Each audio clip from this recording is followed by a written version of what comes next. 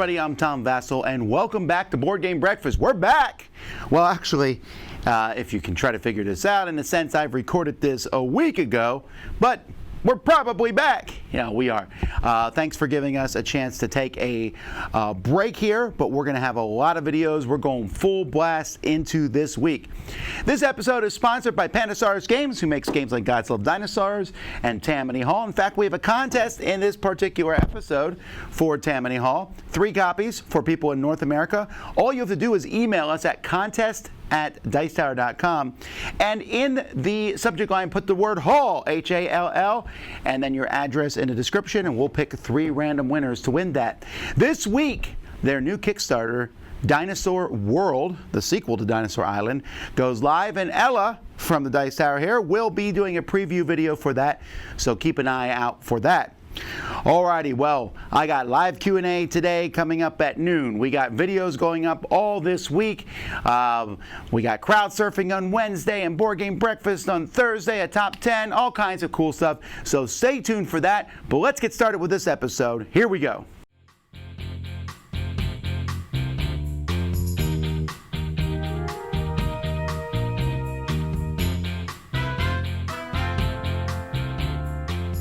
Today I want to briefly talk about the YouTube channel No Time for Games. No Time for Games actually did a segment here on Board Game Breakfast several weeks ago where it made board game box covers smile. And you might see more of that in the future. But they did one on their channel recently, September 8th I think it went up, which I really enjoyed. And that's realistic board game covers where they took people from board games and then made it so, used a filter, a computer program to make it as if that was an actual real person. It's fascinating. I could have watched probably hours of this with all the different people. I'm like, oh yeah, make this guy real. Oh, make this guy real. You know, make this frog real. I don't know if that one would work, but the people, it's a really cool concept, and I love stuff like that. I love making the people smile. He has a very odd sense of humor, which I tend to enjoy that sort of thing. So that's No Time for Games. Certainly something to check out, but it's particularly the realistic board game covers I thought was a lot of fun. Hi everybody. Hello, we are Ryan and Bethany. From Ryan and Bethany Board Game Reviews. Today we're talking about Mining Colony. This is a 2021 release from Dr. Finn Games. In this game, all the resources on Earth have been depleted, which is, you know, horrible. Like Ambie. Right. But you have to go to these other planets and get their resources because that's how that works in sci-fi. And then eventually you kill that planet off, and then you are the bad guy in a future movie. Yeah. You're trying to place down different tiles that allow you to place down spaceships and workers. You're trying to mine these gems that are going to allow you to build science stations and outposts. You're trying to, you know, cover up as much of the board as possible so you don't get negative points as well. It's a really cool little tile laying game. Yeah, and I'm a huge sucker for tile laying games. They're like my jam. I really like them. I really like demolishing people with them. But what I thought was fun in this game was when you were trying to build those tiles, you're trying to make it so you can put extra pieces on your board, and there's a limited amount of those extra pieces. So you're kind of racing to get those pieces before other people get them, and I liked that tension with that tile laying. And there's also these kind of small circular tiles that cover up other parts of your tiles you've already drafted. And it's kind of a cool drafting mechanism also. But these other kind of overlay tiles that you place on top really get you out of some jams and kind of make up for some bad luck you might have had in the drafting. So yeah, overall, I thought Mining Colony was a good time. A lot of fun. If you want to hear more from us, find us on Facebook or YouTube under Ryan and Bethany Board Game Reviews. Everybody, this is Ryan and Bethany. Hoping you have a happy, healthy breakfast. Bye everybody. Guys. Hi, and welcome to this segment where we take a board game based on an IP, and I tell you if the IP and the mechanisms fit together, and if it's a good game or not. Today we're looking at Jumanji: The Next Level. This is based off of the sequel to Jumanji, starring The Rock and Jack Black. And what you're going to have here is a game where you're trying to get 6 tokens in order to get out of the game Jumanji. So when you play Jumanji: The Next Level, it's very easy. On a turn, you will choose a card that you want. For example, this one gives you another life, and then another card comes out, the next player would go. This one, maybe the next player would take this, which gives them +1 to their rolls. Great. Then you put another card out, the next player will go. If you choose a battle card, which is the majority of the game, this many people will roll a die. So I choose 2 other people at the table. You guys will roll the die, plus any bonuses that you get from the tracker system, and you have to get equal to or more in order to kill it. If you are able to defeat one of these guys, everybody will get one of these tokens. So what do these tokens do? Well, if you get 6, you win the game. But as you have these, they will correspond to this track right here in front of you. So in this case, if you always have to go in numerical order, I would get a +1 on my rolls and a free reroll. But beware, because in Jumanji, you can change bodies. So I might change characters based on whether I lose a life, the board spins, or a card may spin the board. How the board has a lazy Susan, how it moves around is very, very neat. And how you're jumping in and out of the bodies is very thematic and very with the IP with Jumanji the Next Level. So it really fits into the movie that it's going off of. At the end of the day, it's kind of a mass market luck little game. You're rolling some dice to see if you win these battles against the animals. And that part of it pulls me out of it. The switching the body part, very in line with the IP. At the end of the day, it's not a very good game and not one I can recommend. If you really like Jumanji and you really want to be those characters, or you have kids who are really into it, I would say, this might be okay for a mass market pickup. But for anybody looking for an enjoyable experience, I'd have to say pass.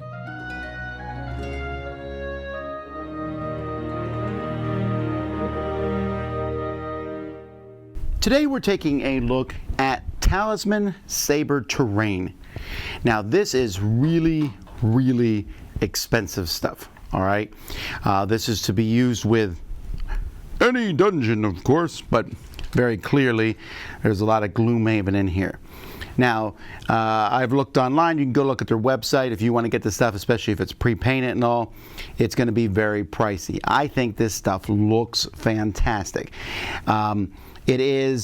It's almost like Heroescape all over again. So what the system is there's a bunch of these tiles which snap onto each other like this. So you can make your terrain as high as you want it to be. You have a few terrain pieces that sit on top, like these really, really cool looking swamp pieces. You have, here's like a trap. So it's kind of cool. And again, the painting here is phenomenally well done. And as you place these different things on, you connect them together with these pieces here. So these pieces are going to just slide into the side like this. And then you can just slide another piece in like that. You don't have to use them, it says, on every single one, but you can see the whole thing is sturdy enough for me to pick up on it without it falling apart. And especially, you can see that things are tilted a bit, but once it's on the table, you're not going to have too much of a problem with it. That being said, this does take a while to build and set up. So if I was playing this with Gloomhaven, for example, I don't know how keen I would be. I already think Gloomhaven takes a long time to set up as it is. To build the terrain and stuff for it, it would be an amazingly cool experience. I don't know how often I want to do it. I mean, look at this stuff though. Here are some statues that come with the game. I particularly like the water. I'm a big fan of neat looking water in terrain. And like I said, it's really easy. You just snap the pieces on like that. The problem again is it's going to be tricky to take apart. It comes apart. You just pull the pieces off. And then storing it is not so simple either. This stuff needs to be stored carefully. You can see here we got wood, and it's not a full set. These are just some samples and stuff as examples. This is, I think, for somebody who plays a game, and we're talking Gloomhaven, I guess, here specifically, who plays it a lot and also plays it fairly exclusively. You need a lot of money to have this and a lot of time on your hands. If that's the case, then I'm going to say yes, 100% this is worth your time. For someone like me who plays Gloomhaven on a more casual level and does not have a lot of money, I am less excited about this. I mean, I think it's neat, and again, it gives me that Heroescape vibe, but I'm not sure that this is something that I would want to plunk down hundreds of dollars for. I mean, that is not a cheap price by any means. But I am also not a Gloomhaven lifestyle fan. If you are, this might be worth it for you. But definitely, this might be something some of you would be considering to get. So check it out at talismansabreterrain.com, and you can see all sorts of things, including a lot of different terrain that I'm not showing you in the picture here. So it's really cool. I just think it might be for a different audience than myself, but it might be for you. There you go. Hey, this is Ray Candy, and this is Immersed, where I take a look at game components and how you can upgrade your game. So I have several different things here that you can upgrade your game with. One of the things I want to look for is Starship Samurai. You have the little Starship Samurai guys for the game, but I had just released these different bases that you can put on the Samurai to say your color. So say you're the blue player, you can now have these bases that are going to clip on your Samurai guy there to know it's blue. And this is going to help you differentiate stuff there, and I think you can find these on the Plaid Hat store, so you can get those to know which Samurai are yours. So that's pretty cool. Another thing I wanted to look at is Upper Deck sent us some of these play mats. I was super excited when they actually announced this one. I'm a huge fan of X-Men and Wolverine, and they just had this Wolverine play mat. So really cool looking Wolverine claws there. So if you're playing Marvel Legendary and you're playing with some X-Men sets, you can have your Wolverine playmat out there to be able to play your cards out on. Also, if you're playing like Marvel Champions, you can throw a bunch of characters on there and have those for the game as well. And then they also sent a whole bunch of these really cool sleeves. So here's a snap sleeve, I guess, for basically Thanos there. A Miss Marvel sleeve pack, looks pretty cool. And then Black Widow and Spider-Man sleeves. I've actually been using these sleeves a lot for my Marvel Champion stuff. So you can use it for Marvel Legendary, Marvel Champions, whatever you want to throw it on. Or you can just use it on your Magic deck if you want to have Marvel-themed stuff for different card games. So this is Spider-Man, and then of course Wolverine, which would be great with the Wolverine playmat there. So yeah, that's some different stuff that has come in recently to help add to your game and make it look super cool. So thanks for joining me. Hi, I'm Ambie, and today I'm going to talk about Raging Bulls, which is a solitaire roll and write game where you have fields of bulls that you're trying to fence in and isolate.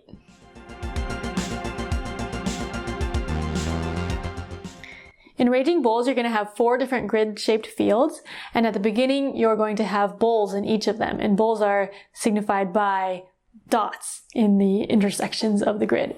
On each side of each field, there are numbered fence posts, and on your turn, you're going to roll 3 dice, pick 2 of them, and use those numbers to connect 2 fence posts to make a fence.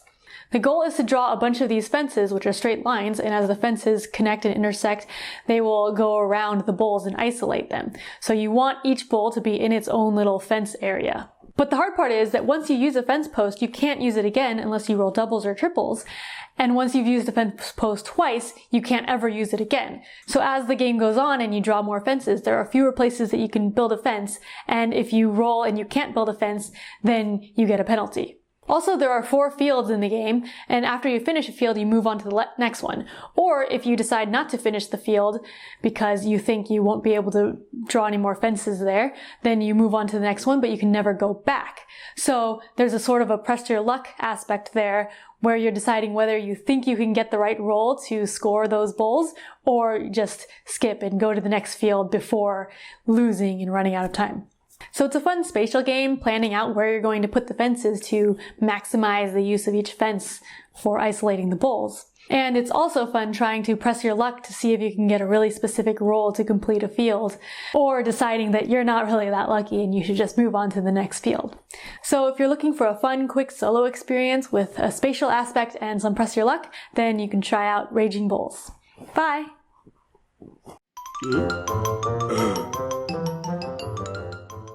So this week from the Dice Tower, I'm going to be taking a look at the new Funkoverse set, The Nightmare Before Christmas. I'm also going to be ranking all the Funkoverse the heroes and the villains, I guess, the different characters in Funkoverse in order, just for fun. We'll be taking a look at the new versions of Aquatica and Smartphone and comparing them with the original versions of both of those, and several other games will be reviewed this week. I'll be taking a look at Big Monster and more, so stay tuned to all of that. Like I said, we have all these different live events that will be going throughout the week, and don't forget to check every once in a while at 9 o'clock at night. We'll be doing a no strings attached playthrough, so hopefully you will watch those and enjoy them. Alrighty, well, that's what's coming from us. We have a podcast that went up, or is going up, tomorrow, from Mandy and Suzanne, so come back for that. And of course, all the podcasts on the Dice Tower Network, a lot of really cool ones. There's always something, almost one for every day of the week, and you can find that at dicetowernetwork.com.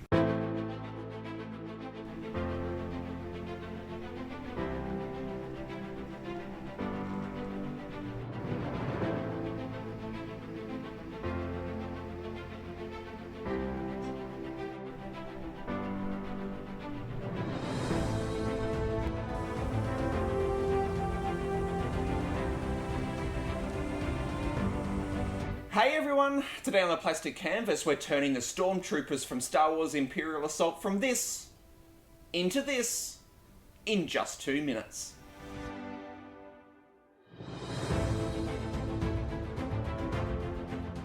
Hey everyone, Matty from the Plastic Canvas, and today on 2 Minute Mini we're painting the stormtroopers from Star Wars Imperial Assault. Now when painting these guys, there were two main things that I focused on. The first was just consciously keeping them to a standard so that they just looked good when they were out in the middle of the table. And this was important because there are 9 of them in the game, and any extra time that you add to one of them gets added to all of them, and so very quickly you can end up spending a lot of time. So I achieved this by keeping the lines really clean so it didn't appear as a rough paint job, did a little bit of battle damage towards the end, and then also just doing 3 layers of really simple highlighting so that there was enough contrast so that that was noticed when sitting around the edge of the table. And the other thing that I focused on was just simply highlighting and shading a mini that is predominantly white, because I find this to be a very difficult color to work with. Firstly, because it is already such a bright color that it's hard to highlight because you don't really have anywhere else to go in terms of brightness, but then it's also difficult to darken and do the shadows with. And so I worked around this by not actually painting the stormtroopers white, I painted them with a light grey instead. So I started with a grey prime, then base coated with a light grey, and then did a thin down black wash over the top of that, and then the first stage of the highlighting was just to go back to the light grey that I base coated with, and then I finished with a white highlight, and that gave some contrast in terms of brightness and down in the shadows as well. So if you'd like to see the full version of this video, you can head over to my channel, The Plastic Canvas, and I hope you enjoy your breakfast. Hey everyone, I'm Anna Maria from Girls Game Shelf, and today I want to talk about storytelling, more specifically storytelling games. One of the things I like to do that's adjacent to board gaming is role-playing game, and I have found recently that there are a lot of games that are in the role-playing world that actually translate well not only to kind of bridge the gap between board gamers and role-playing gamers, but kind of introduce role-playing to that tabletop. Maybe your friends will be interested in doing your heavy role-playing game later on. They try your lighter storytelling one initially. So here are 3 that I really enjoy and I think make for a wonderful cooperative storytelling adventure. First up is Someone Has Died, in which you start out as a number of people who've come to a funeral to grieve the dead. Not really. Actually, you're all there to see whether or not you were in the will and argue why you should be the one that gets everything that the dearly departed left behind. It is really hysterical as people build more and more grandiose reasons to make themselves the most perfect heir, and a fantastic storytelling adventure for you and your group. Second is Reigns, which is actually based on a phone app in which you, the king, are trying to get your advisors to give you ideas of the things that you're supposed to do to better the kingdom.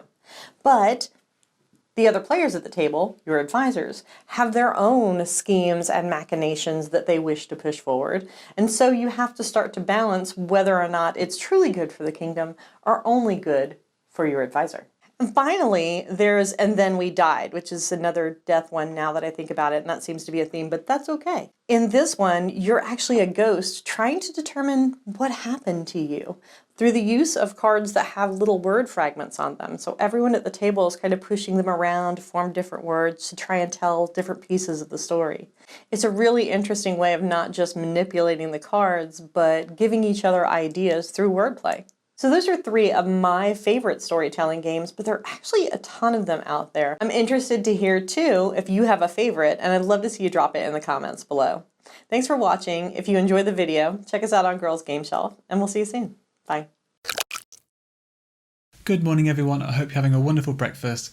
I'm Nathan from the Cinemeeple, and I really hope that you enjoy the video that showcases the beautiful wingspan.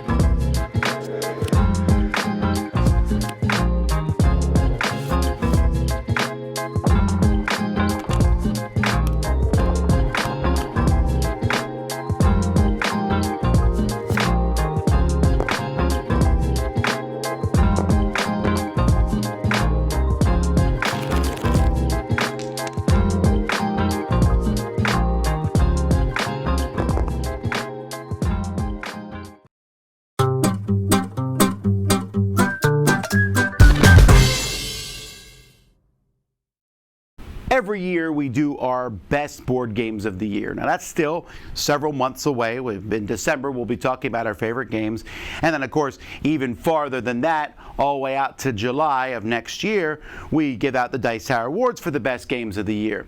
Now every year reprints happen. We see things like Tammany Hall has been reprinted. We see things like Smartphone has been reprinted, sometimes with minimal changes, sometimes with substantial changes, and therein lies the problem that we run into.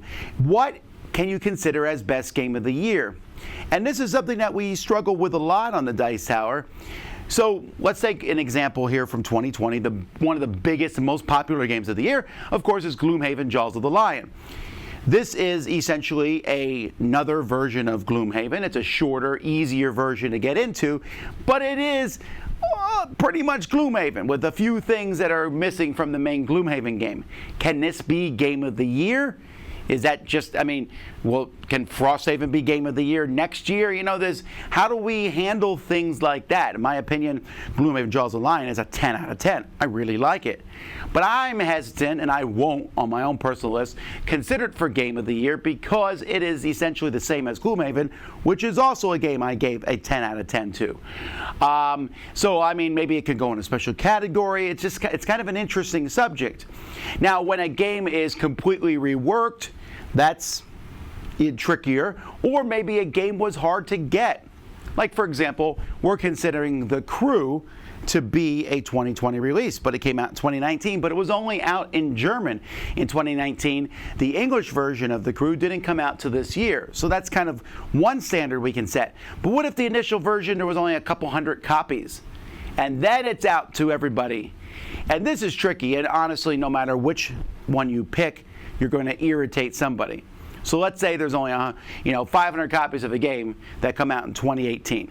So we say, well, that game's eligible in 2018, but not enough people played it, so it didn't win an award. It's reprinted in 2021. Lots of people play it, so we nominate it and give it the award in that year. Well, then people are like, that's a 2018 game. That's not really reasonable.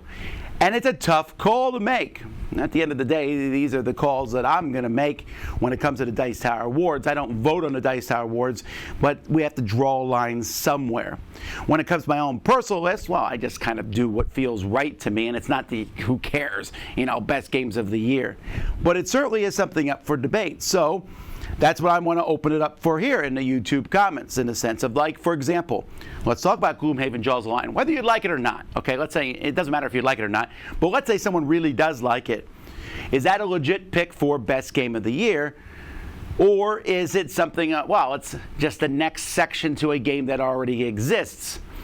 Or maybe you don't care at all. You're like, who cares what the best game? But you could say, who cares what the best game of the year? There's always some people who are like, who cares? People care, all right? There are top 10 lists that's watched over each year. People want to know what we think the best games of the year are, whether it's right or wrong. So I think, my personal opinion is, you can give games like that a special nod. I can be like, hey, Gloomhaven Jaws of the Lion was a fantastic game. It's amazing, but it's not included in the best games of the year because it's more of the same. That's the same reason an expansion wouldn't make it in the 10 best games of the year. But you may feel differently. I'd love to hear about it. Mention it in the comments below. Let's keep going. What is up? My name is Melissa McCack, and this is Smashing Buttons and Slamming Cards. This is a segment where I talk about a video game I love and I connect it to a board game I love. And I was just sort of like realizing, noticing, acknowledging that this is my 1-year anniversary on being on the Dice Tower, on being on Board Game Breakfast, doing Teach the Teach 101, all that sort of stuff. So I want to give a huge thank you to Tom for letting me do all of these things. I don't know why you keep saying yes to my ideas, but you do, and I am eternally grateful for it, so thank you, thank you, thank you. First and foremost, I am a huge fan of the Dice Tower, so it's always been like, what, I'm on the Dice Tower, so I always like that. And I want to give a huge thank you to the viewers for being so welcoming of my segment and engaging with my segment and engaging with Teach the Teach and everything, so thank you so much for that. I promise I will talk about a game. So, I have been discovering this old little dead CCG called The Nightmare Before Christmas, the card game, which is really cool. I kind of feel like this archaeologist digging up artifacts from old dead CCGs, which has been cool. And it's fun. I like it. And it wasn't that hard to find. It wasn't entirely expensive or anything, which was awesome. And the game itself is a lot of fun, and it's pretty different from a lot of CCGs that I have played over the years. Not that I've played a whole lot of CCGs, but this one does feel pretty different, and it kind of feels Euro-y. And I learned about it thanks to Mr. Z Garcia, so thank you for that. But yeah, I was wondering if any of you play any like dead CCGs that are cool that maybe I should check out. I will probably connect this to some sort of video game at some point. I don't know what video game that will be, but if you have any sort of ideas, please let me know. Maybe I will feature that. If you'd like, you could check out mine and my brother's channel called Room 51. I will catch you next time. Thanks again. Have a good one. Hello, and welcome back to Retro Board Game Corner. Here I have Why, a Mystery Game, presented by Alfred Hitchcock, published in 1958 by Milton Bradley. This is a 2 to 4 player game in which you're trying to figure out what ghost is haunting the mansion. Let me set this up and show you how it works. This is what the game board will look like set up. Everybody's going to pick a player pawn, and they're going to start here in the living room. Everybody's going to get dealt a hand of 7 cards, and then the rest of the cards will be put in piles in these 6 different rooms. What you're trying to do is you're trying to find 4 parts of a ghost, 4 parts of a weapon, and a motive hidden somewhere in one of these rooms on top of what you have been drawn in your 7-card hand. Now every turn you're going to roll 2 6-sided dice, and you're going to move around the house. The entrances to each room is designated by a red arrow. If you roll a 7, 11, or doubles, you just automatically go to any room in the house that you want. Now when you end your turn in a room, you go ahead and draw that top card. Now you can either keep this card. If you do decide to keep it, you have to discard a card from your hand. If you don't keep it, you have to show everybody what the card is and put it face down around the board. This is called the yard. Now you do the same thing if you decide to keep that card and discard a card from your hand. You'll go ahead and show everybody what the card is and then put it here on the side of the board. When you end your turn with another player pawn in the room or meet another player pawn somewhere in the path, you can go ahead and ask him for a card. One of the 4 pieces of a ghost, one of the 4 pieces of a weapon, or a motive. And if that player has that card, they have to give it to you. If they don't have that card, nothing happens. The only way that you can pick up cards that are around the board is to make it back here to the living room. And then you will name a card and try to remember where that specific card was placed. If you are correct, you get to keep that card in your hand. If you are not correct, you just put it right back where you found it. Here is a picture of the different ghosts that you can collect, and each one of them has 4 cards. Here are the different weapons that you can collect, and each one of them has 4 cards. But also there is another way to win the game. If you make the silhouette of Alfred Hitchcock, which has 6 cards, you will also win the game. So you need a ghost, a weapon, and a motive to win the game, or Alfred Hitchcock to win the game. This game takes some of the mechanics of Clue with a little bit of Go Fish and just slapped Alfred Hitchcock's name on it. Well, that's all the time I have for now. If you have a comment, comment below, or you can tweet at me at RetroBoardGamer. And as always, may your rolls be high. And that's it for another Board Game Breakfast. Thanks so much for watching. Don't forget, Dinosaur World and Roar and Right are both launching on Kickstarter this week, so look out for them. And man, oh man, cool games to talk about, podcasts going up. There's a lot of cool things to look forward to this week, and I hope that you enjoy them. I'm glad to be here. I'm glad you all continue to watch our show.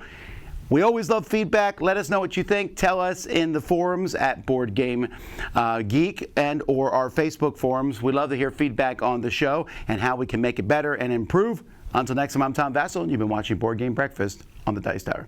Thanks for watching Board Game Breakfast. Tune in each week for your daily dose of gaming goodness with Tom Vasel and all the gang. Until next time, I'm Eric Summerer, and you've been watching Board Game Breakfast, a Dice Tower production.